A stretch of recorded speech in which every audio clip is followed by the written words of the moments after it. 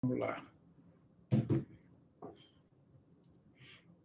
Olá, você que está aqui nos assistindo pela TV 61, estamos começando mais um bate-papo com Hélio Dolly. Tudo bem, Hélio? Como vai você? Tudo bem? Tudo bem, Negrão? Tudo bem? Todas que estão aí nos assistindo. Maravilha. Vamos falar no bate-papo com o Hélio Dolly de hoje da dificuldade em conseguir o impeachment, né? Inclusive, é um problema aí que envolve tanto a direita, que tem interesse no impeachment, quanto a esquerda também, que tem interesse no impeachment.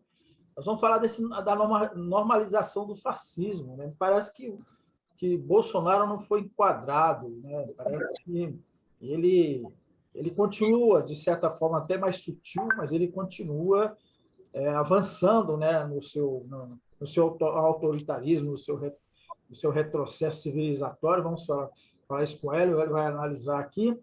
E vamos falar também do encerramento da CPI, da pandemia. Bolsonaro deve ser indiciado mesmo em 11 crimes, tanto ele quanto seus filhos, os 3 filhos que estão lá na frente desse embate aí, retrocesso em geral. No baú do Hélio, daremos prosseguimento à análise dele, melhor dizendo, as memórias dele lá das eleições de 2006. Hélio, como é que está você? Tudo bem aí? Já pronto para... Deixa eu achar aqui só um pouquinho, que eu estou perdido aqui. Pronto, achei, está aqui. Eu estava com dificuldade de achar o nosso link aqui, que eu estava em outro ambiente lendo a nossa escalada. Hélio, Bolsonaro está aí, né, firme, avançando de forma agora um pouco mais comedido, né, mas avançando, né, o fascismo avança. Enquanto isso, não há forma de contê-lo, né? Uma delas seria o impeachment, mas me parece que nem a direita nem a esquerda está conseguindo alavancar isso, né? Não está conseguindo, Negrão, e acho que a gente deve se perguntar, começar a deixar, vamos dizer, os cuidados de lado e começar a se perguntar: querem isso? Estão querendo? Quer dizer, o que a gente está vendo hoje eu digo assim, é uma normalização do fascismo. Quer dizer, você está tratando um presidente. Aí começa aquelas discussões que eu acho muito chata. Não, ele não é louco, ele é fascista. Não, ele não é fascista, ele é psicopata. Ele é tudo isso, não interessa o que ele é exatamente. Ele é fascista porque ele demonstra as ideias fascistas no dia a dia dele, na fala dele, nos atos dele. Ele pode ser um psicopata, é preciso ter um laudo, vamos dizer assim, oficial, mas vários especialistas dizem, ele é psicopata, ele tem transtornos mentais, assim, assim, assim. Uma coisa não exclui a outra. Né? Uma coisa não exclui a outra. Aí faz uma brincadeira como se ele fosse criança, aí cai de pau no que faz a brincadeira, como se ele... Isso não é criancice, isso é fascismo. Vamos deixar essas frescuras de lado. Dizer o seguinte, Bolsonaro está fazendo muito mal ao país. Bolsonaro rompeu com os princípios democráticos no país. E está todo mundo assistindo como se fosse normal. Então, como a gente já viu isso na história, a gente sabe onde dá isso. Esse papo, as instituições estão funcionando para quem? As instituições estão funcionando para quem? É verdade, o Supremo Tribunal foi uma barreira ao Bolsonaro, foi uma barreira no momento em que ele tentou radicalizar. O Supremo Tribunal Federal conseguiu ali, de alguma maneira, claro que não foi sozinho, segurar essa ofensiva dele. Mas cadê o julgamento do marco temporal? Por que está demorando o julgamento do marco temporal? Enquanto o julgamento do marco temporal não sai, Bolsonaro está exterminando indígenas. Bolsonaro está incentivando o garimpo, a Mata Atlântica, a Floresta Amazônica, o Cerrado estão sendo dizimados. Né? A economia está afundando, as pessoas estão passando fome, as pessoas estão morrendo. Quer dizer, aí, mas continua tudo normal, as instituições funcionando, como se tudo estivesse normal. Agora nós vamos aprovar a PEC do não sei o quê. Agora nós queremos que o André Mendonça seja submetido a uma sabatina. Eu acho, Negrão, que a palavra que mais caracteriza a política, infelizmente, você sabe que eu não sou daquela teoria de demonizar a política. A política é necessária, a política é essencial em qualquer sociedade. Nós temos que ter política, nós temos que viver política, nós precisamos de pessoas que atuem politicamente. Mas hoje, no Brasil de hoje, ou de algum tempo já, a principal característica dos políticos é a hipocrisia. A maioria deles, a maioria, não é? Tem exceções altamente meritórias, são hipócritas. Inclusive São políticos da esquerda, né, Hélio? Inclusive da esquerda. Não, todos. A esquerda que vota em Arthur Lira para presidente da Câmara, sabendo que ele ia segurar impeachment. Teve muito deputado de esquerda que votou no Arthur Lira para presidente da Câmara. A esquerda que vota no Rodrigo Pacheco para presidente do Senado, sabendo o que ele ia fazer lá. Se não fosse o Supremo Tribunal Federal, Negrão, a CPI não tinha saído. Olha, me Rodrigo permite Hélio, desculpa, me permite um parênteses aí nessa sua fala. Para mim, assim, é assustador e causa muita indignação você ver parlamentares, partidos de esquerda, pensando só neles. É partido pensando em cláusula de barreira, é partido pensando em federação, é partido pensando neles, no futuro, inclusive o futuro eleitoral deles, só pensando no institucional deles, eles não estão pensando no país, isso está flagrante. E eles não estão percebendo que está flagrante. Enquanto isso, a boiada vai passando, agora a Petrobras vai ser vendida, porque vai ser mesmo se continuar esse governo. Né? Não, já está sendo demolida, né, Negrão? Vendendo as refinarias. O preço do. E a venda das refinarias? O preço. E venderam as refinarias. Estão entregando os campos de petróleo. A Petrobras nem participa mais dos leilões, né? Entregando os campos de petróleo. Quer dizer, o país está desmoronando. Aí é corte na verba da ciência. Aí tem nota aqui, tem nota ali, tem protesto aqui, tem protesto ali, mas o fato é que os cortes orçamentários na ciência estão sendo feitos. O país retrocede. E para consertar isso depois? Né? Então, é óbvio que tinha que ter derrubado esse governo, tem que derrubar esse governo, mas eles não estão preocupados com isso, eles estão preocupados com a eleição, sabe? E aí, Negrão, essa corrupção da esquerda que você fala, a gente tem que ser claro, é real. Muita gente da esquerda está pensando mais nos cargos que vai ter no próximo governo do que em construir um país. Sabe, estão pensando mais na eleição de 22 para eleger um deputado aqui, eleger um senador aqui, que vai garantir isso, que vai garantir uma tranquilidade financeira para aquelas pessoas. Os partidos agem como se cada um deles fosse o salvador da humanidade. O meu partido é essencial. Ora, nenhum desses partidos, se acabarem esses partidos e criar novos, não vai mudar nada no país, pode mudar para melhor. Entendeu? Porque nenhum deles é essencial, não. Entendeu, Negrão? Todos eles têm partidos importantes, não estou negando a importância dos partidos, mas não vem com essa que o meu partido é o mais importante de tudo. Aí você não quer fazer unidade, você não quer trabalhar em luta conjunta, você fica disputando carguinho ali, presidência de comissão. Para que presidência de comissão? Para projetar o titular. Não é para fazer o bem, não. É para projetar o titular, que ele ganha mais espaço, ganha mídia, ganha a transmissão da TV Senado, e para entregar uns 4 ou 5 cargos ali para pessoas que vão trabalhar para ele. É para isso que disputam presidência de comissão. Não é para aplicar uma política pública na educação. Eu estou falando generalizando, tá, Negrão? Tem exceções. Claro. Tem exceções. Eu estou generalizando. O cara pega a comissão de educação, não é para discutir uma política de educação para o país. É para ele se projetar para a próxima eleição e para empregar 3, 4, 5 pessoas ali nos quadros que o Senado ou a Câmara dão absurdamente para cada comissão, porque é de uma utilidade muito grande a maioria desse trabalho. Então, essa hipocrisia que eu digo, normaliza o fascismo, deixa o Bolsonaro destruir o país, nós vamos aqui cuidando da nossa PEC, do nosso projeto, dos nossos cargos, da eleição de 22, preparando para a eleição de 22, e Bolsonaro vai destruindo o país. Eu estou falando isso, Negrão, porque você vê aí a revolta de alguns senadores, e até de alguns jornalistas. Outro dia, uma jornalista indignada na Globo News, indignadíssima na Globo News, porque o Alcolumbre não coloca em votação. É realmente errado. É errado um presidente de comissão ter o poder que ele tem de impedir que a comissão trabalhe. Eu acho errado. Mas o Mas aí impeachment. tem. O Hã? impeachment. Mas Impeachment. o impeachment. Então tem que cobrar do Arthur Lira, que também é um absurdo, um presidente da Câmara, sozinho, segurar 130 processos de impeachment, como ele está fazendo. O Rodrigo Pacheco estava segurando a CPI. A CPI só saiu porque o Supremo Tribunal Federal mandou que saísse.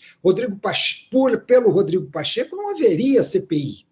Entendeu? Então, vamos reclamar de tudo? Não vamos reclamar só do Alcolumbre, porque ele está segurando a sabatina do André Mendonça. Agora, vamos deixar esse fascista Bolsonaro nomear um ministro do Supremo Tribunal Federal, que é outro fascista, fundamentalista, falsamente religioso, um cara medíocre, para ficar 30 anos no Supremo em nome das instituições funcionando? Não é isso, Negrão, entendeu? Tem que derrubar Bolsonaro. Bolsonaro já tinha que estar fora do governo desde o início da pandemia. Se ele tivesse fora, se o Rodrigo Maia não tivesse sido tão covarde e tivesse soltado o impeachment do Bolsonaro, mesmo com pandemia, mesmo naquela situação, entendeu?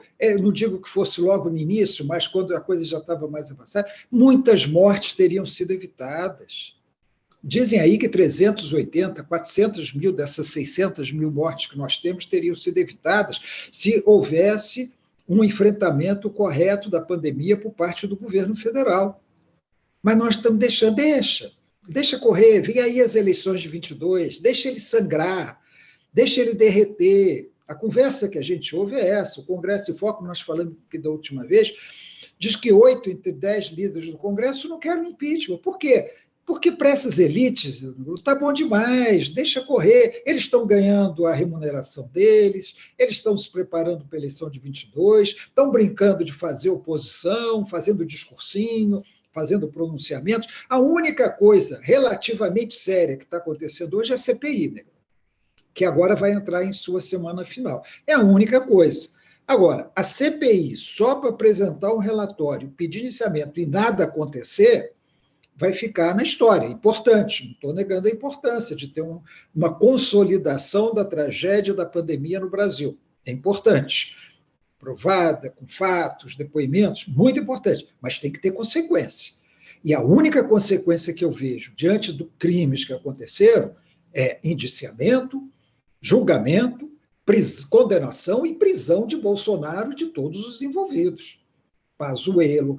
E parece que eles não vão indiciar o Braga Neto, um senador vai pedir, Braga Neto, que é um grande responsável, Pazuello, né? Aquela turma corrupta do Ministério da Saúde, os filhos do Bolsonaro, as fake news, difundindo remédios falsos, né? Os médicos, o gabinete do ódio, o presidente do Conselho Federal de Medicina, o toma lá da ICA, que libera cloroquina em troca de benefícios que Bolsonaro dá para ele.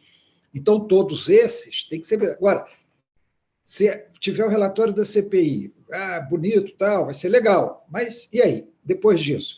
Um procurador-geral que o Senado aprovou um procurador-geral que está aí há 2 anos defendendo o Bolsonaro a todo custo. Aí os caras votam a favor dele, né? Com apoio da esquerda também, né? Foi aprovado ele, né? O Aras foi aprovado com apoio da esquerda também, né? Então, sim. Votos da esquerda. Então, normalizam a coisa. Olha, não fez mal o procurador ser um imbecil que defende Bolsonaro a todo custo e desonra o Ministério Público, não. Não faz mal. Põe ele aí. As instituições estão funcionando. As instituições aprovaram o procurador. Isso é uma hipocrisia, Negrão. É hipocrisia. A esquerda, e eu estou falando, não estou falando da base, dos militantes. A gente está vendo que as bases, os militantes, querem derrubar Bolsonaro, querem impeachment, vão para a rua, mas lá em cima, ali na cúpula dos partidos, no Congresso, Ciro Gomes está mais preocupado com a eleição de 22 e atacar o PT. Né? O PT está mais preocupado em viabilizar a eleição do Lula. Né? Os outros partidos menores estão aí também preocupados com a eleição. Cadê a articulação política no Congresso Nacional, articulação real, para forçar o Arthur Lira? Aí hoje eu leio 2 cientistas políticos no Congresso em Foco dizendo só tem 140 votos. E daí? E daí? Falta de visão é essa de dois cientistas políticos? Primeiro, que eles não sabem que tem 140, eles estão chutando. É chute. Segundo, abre um processo que é 140, e em 2 semanas são 280. Mais um pouquinho é maioria, são os 342. Qualquer cientista político tem que ver isso. Entendeu? Qualquer cientista político minimamente formado tem que ver isso e não ficar trabalhando contra o impeachment, dizendo que só tem 140 votos. Pode ser até que seja 140, 130, 150. Eles não sabem, eles estão chutando. Eles fizeram uma continha aritmética e estão chutando. Então, abre o processo. Agora, cadê a pressão para abrir o processo? Cadê a pressão sobre Arthur Lira? O Arthur Lira está fazendo o que ele quer naquela Câmara. Está fazendo o que ele quer. E não é só, como você já pontuou aqui em diversos momentos, não é só o impeachment que o Arthur Lira está dançando, sambando na cara de todo mundo. Né? Tem a questão do orçamento, né, que você já mencionou aqui. Cadê a discussão? Cadê o debate do orçamento?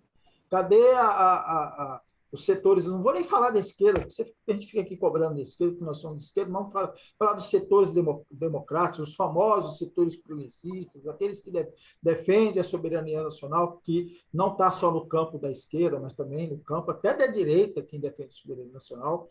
Cadê esse povo para defender esse país, gente? Eu acho que é assim, a grande palavra de ordem é defender esse país. Esse país está definhando, né, Hélio? Tá, o país está sendo desmoralizado internacionalmente, perdendo com a economia em frangalhos, com o povo empobrecido, passando fome, comprando osso, comprando pé de galinha para comer, e os políticos estão lá nas instituições funcionando. O Arthur Lira faz o que ele quer, ele vem com uma demagogia aí de mexer no ICMS dos estados. Aí o que vai acontecer? Ele faz a demagogia dele, os deputados submissos aprovam a demagogia dele, aí agora os governadores recorrem ao Supremo, ou o Supremo diz que é inconstitucional, ou o Senado não aprova a demagogia do Arthur Lira, o Pacheco tem dado alguns sinais que talvez não aprove a demagogia do Arthur Lira, e aí é um circo. O circo, eu nem gosto de falar isso, porque eu gosto muito de circo. Mas uma coisa, uma encenação, sabe? Um teatrinho de mau gosto, Hélio, enquanto o eu queria povo... aproveitar essa deixa sua, desculpa interromper, mas eu queria aproveitar essa deixa, porque eu acho que é uma questão importante que a gente tinha que aprofundar um pouquinho. Você mencionou aí o ICMS. No ICMS vai demonstrar que não era ICMS nenhum que interfere na questão da Petrobras, mas todo esse caos que foi deixado pelo governo, talvez justificar o que o presidente disse ontem, né? Estou pensando em privatizar, estou querendo privatizar a Petrobras. Talvez seja já exatamente isso, deixar a chegar no que está chegando para falar, não, então vamos privatizar, que resolve, mas que não vai resolver nada, vai piorar, inclusive. Queria que você analisasse essa fala do presidente de propor a privatização da Petrobras. Vamos dizer primeiro que esse presidente aí, que eu não gosto de chamar de presidente, esse fascista que está no poder, ele era estatizante. Ele não queria estatização, ele criticava o Fernando Henrique porque estava privatizando. Ele mudou de ideia por conveniência política financeira que ele deve estar tendo agora. Agora, Negrão, sempre foi uma estratégia dos liberais e de setores empresariais com seus aspones no governo, com seus governadores de estimação, como Ibanez Rocha aqui, com seus presidentes de estimação, eles prejudicam as empresas, eles deterioram as finanças das empresas, entendeu? Eles desgastam as empresas para justificar a privatização, para justificar a venda. Aí vende a preço de banana para o capital privado. Isso sempre foi uma estratégia. Você vai desgastando, e é o que estão fazendo com a Petrobras. Estão desmilinguindo a Petrobras, estão desmoralizando a Petrobras. Já com a Petrobras por quê? Porque está com diretores que estão preocupados em ganhar seus altíssimos salários de R$200 mil no mínimo, mais os dividendos, e os acionistas que ganham os dividendos, quanto mais lucra a empresa, maior é o dividendo, estão preocupados com isso. E aí o que acontece? Eles vão deteriorando a Petrobras, depois vende a Petrobras. E assim com todas as empresas. A SEB aqui em Brasília foi isso, né, Grau? Exatamente. E o serviço de energia melhorou depois da privatização? Não, piorou. o fornecimento de energia aqui no Distrito Federal, depois da privatização da SEB, piorou pelo menos 50%, 60% em relação ao que era da estatal. Mas eles tanto fizeram para massacrar a estatal que conseguiram vender a estatal com beneplácito das instituições que funcionam, dos juízes, dos desembargadores que aprovam, né, que não estão nem aí para o país. Eu acho que a conclusão é essa, né? Essa elite brasileira desistiu do Brasil, está preocupada com seus interesses, não existe projeto de país. E dentro dessa elite financeira, política, está aí muita gente de esquerda também, que está mais preocupado com o seu futuro, sua vida, seu futuro político, do que com o país propriamente dito, né? Exatamente. Vamos então para o baú do Hélio, né, Hélio? Você prossegue aí finalizando aí a questão de 2006. Vamos lá. 2010 já. 2010. Já passou para 2010. Eu contei, né, Negrão, que no dia seguinte da prévia, eu virei assunto da prévia, porque o pessoal do Magela, o próprio Magela, me atacava porque eu estava trabalhando na campanha do Agnello. Eu pedi para o Agnello para sair. Falei, olha, não vou continuar, não. Falei para ele, eu não quero ficar me metendo em luta interna do PT, eu não tenho nada a ver com isso, de ficar gente do PT me atacando, tal, eu quero sair. Mas eu tinha uma razão adicional, viu, Negrão, para sair. O Agnello me decepcionou muito antes da eleição. Eu não sentia firmeza nele, eu não sentia segurança, eu não sentia que Agnello dizia a verdade. Eu vou te dar alguns exemplos rápidos. Né? O primeiro deles, o Agnello, ele se encontrou com Durval Barbosa e viu as fitas da Caixa de Pandora. E ele omitia isso, não é só que ele omitia isso, ele negava que tivesse acontecido isso. Não digo que ele tinha que assumir publicamente, mas quando você tem uma equipe trabalhando com você, você tem que confiar nessa equipe. Se você tem um assessor que vai trabalhar para te eleger governador, você tem que confiar nesse assessor. Você não pode chegar para o assessor e negar uma coisa que você fez. E ele negou, eu sabia que ele tinha visto os vídeos, eu sabia, o Durval tinha mostrado a ele, e aí ele saiu dali muito confiante na eleição dele, porque antes ele tinha visto os vídeos, e ele negou. Mas não foi só isso. A Isto É pediu uma entrevista a ele. Eu lembro que um repórter era o Andrei Meirelles, o outro era Marcelo, mas esqueci o sobrenome dele. E nós fomos encontrar esses dois num café lá no Lago Sul, à noite. E o Agnello mentiu desbragadamente para eles. Eles tinham evidências de que o Agnello tinha invadido a área verde, tinha construído uma quadra de tênis várias vezes, eles tinham fotografia aérea, e o Agnello negava. Particular dele mesmo? A área, ele invadiu particularmente, dele mesmo. Invadiu uma área verde, ele mora ali numa fronteira ali do Jardim Bocano, daquele território, ele tinha invadido uma área verde, construído uma quadra de tênis, quando descobriram, ele quebrou a quadra de tênis, mas eles tinham fotografias, e ele negou uma coisa que eu também sabia, que era o encontro dele com o Roriz, aquele que eu já relatei aqui. Ele encontrou com o Roriz para fazer um acordo de segundo turno com o Roriz para derrotar o Arruda, no tempo que o Arruda ainda seria candidato. Então, ele mentiu várias outras coisas. Eu assisti a entrevista, obviamente, eu não desmenti durante a entrevista. Quando acabou a entrevista, ele foi comprar um sanduíche no McDonald's, que tem ali, eu não sei se ainda tem. E eu fui com ele ia levar uns McDonald's para casa. Aí eu falei, o Agnello, é perigoso mentir para os jornalistas, assim, porque eles descobrem, eles têm meios de descobrir. Eu acho que você não devia fazer isso. Aí ele falou assim, não, mas eu não menti. Eu falei, não, Agnello, eu sei que você esteve com o Roriz, com o padre fulano, lá na fazenda do Roriz. Aí ele negou para mim, Negrão. Negou para mim, entendeu? Eu já não negaria para jornalistas um fato evidente, com testemunha e tal. Agora, negar para o cara que estava querendo ajudá-lo a se eleger governador, para mim foi demais. E aí eu resolvi sair da campanha do Agnello. Foi aí que eu saí da campanha do Agnello, e ele fez a campanha dele. Quando ele foi para o segundo turno, eu fui chamado. para a campanha dele. Eu digo até por que eu fui chamado. Eu fui chamado pelo Berge, Swedenberg Barbosa, que estava na campanha do Agnello, é um quadro do PT, estava no governo teve no governo do Lula, no governo da Dilma, me chamou e chegou a marcar o horário de uma reunião, que, se eu não me engano, era lá no setor gráfico ou no setor de indústria, acho que era setor gráfico. Negrão, eu já estava no carro para ir à reunião quando recebi uma mensagem dizendo que a reunião tinha sido cancelada.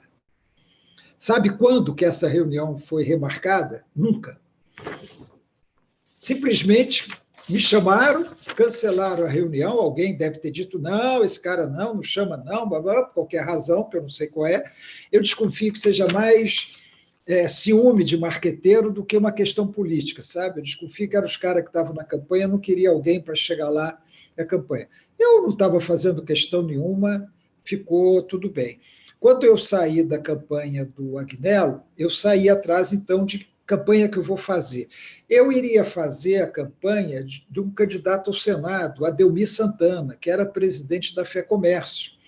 E a gente fazia a revista, eu ia fazer a campanha dele, mas, burramente, o DEM escolheu como candidato o Alberto Fraga, em detrimento do Adelmir Santana. O Adelmir Santana ganhou a convenção, mas depois houve aquelas ingerências políticas, Rodrigo Maia, o próprio Roriz preferiu o Fraga, a turma do Roriz ali, que era candidato, que tinha seus interesses, que era candidato a governador, embora tivesse impugnado, e acabou que sendo Fraga e o Adelmir Santana foi candidato a deputado federal. Eu trabalhei na campanha do Adelmir Santana para deputado federal, mas eu já estava comprometido com outra campanha de deputado federal, do Roberto Policarpo, do PT, que era presidente do Sindijus, Sindicato dos Trabalhadores na Justiça.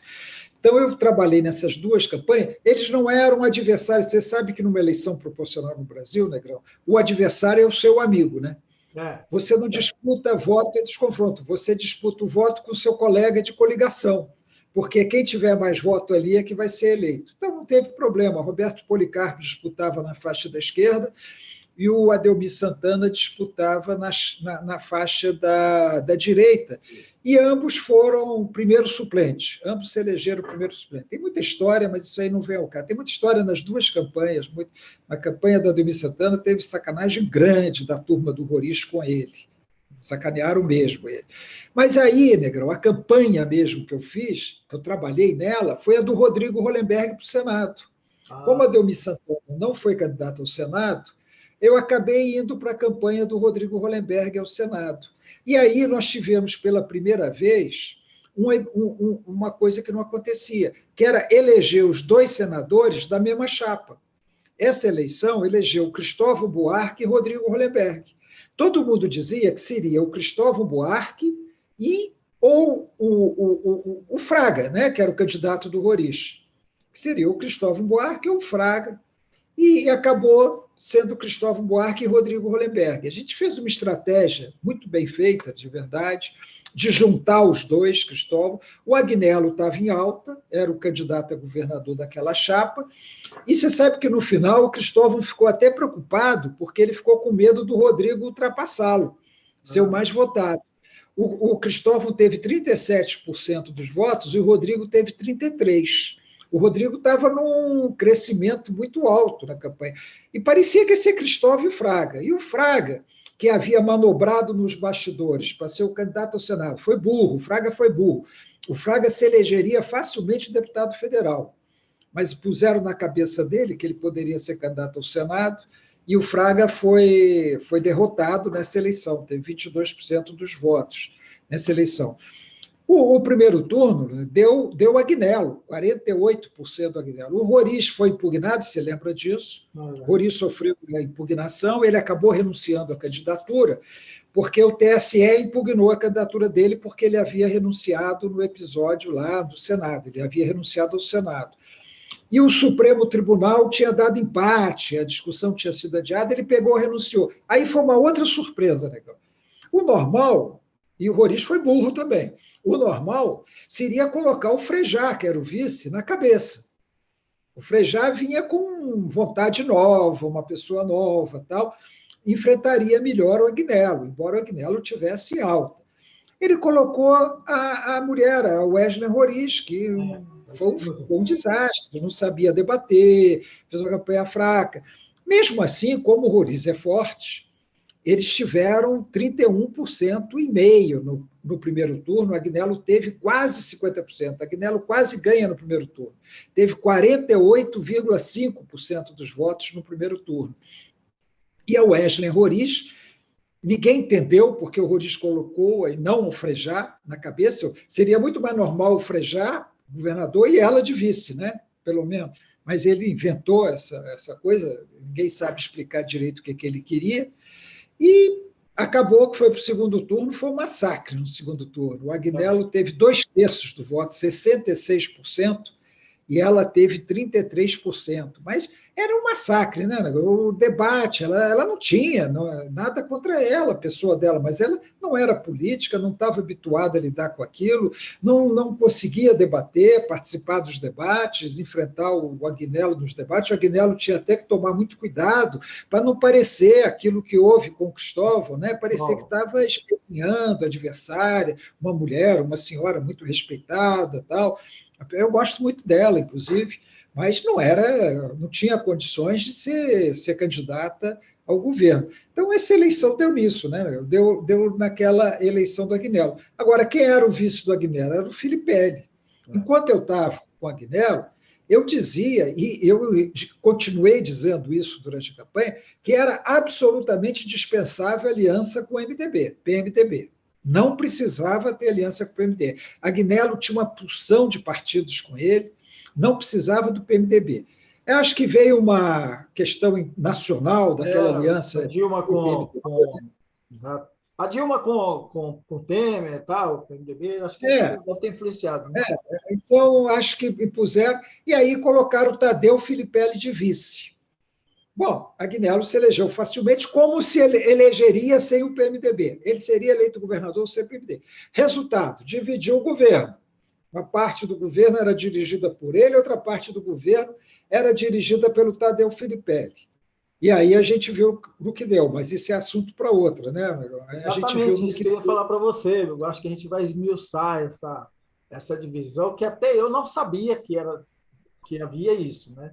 E é importante aí que você traga esses bastidores para a gente. E na segunda-feira você vai tratar desse assunto aqui no baú. Tem só um negócio, eu vou tratar e vou contar também uma coisa seguinte. Né? O Agnello quase deixou de ser o candidato, depois eu conto isso. Houve uma movimentação que durou um dia inteiro para substituí-lo pela Arlete. Mas isso eu posso contar na próxima. Isso depois da disputa com o Magela? Não, isso logo no início, quando surgiu a acusação, essa que eu estou falando da casa. Da casa. Aí, porque ele morava numa mansão, Negrão, que nenhum salário de deputado e médico compra, não. Ele morava numa mansão enorme. Então foi questionado isso. Como é que o Agnello comprou essa mansão? E ele não sabia explicar como. Aí o PT, aí teve um sábado inteirinho, eu participei do sábado inteirinho de reuniões para substituir o Agnello por outro candidato.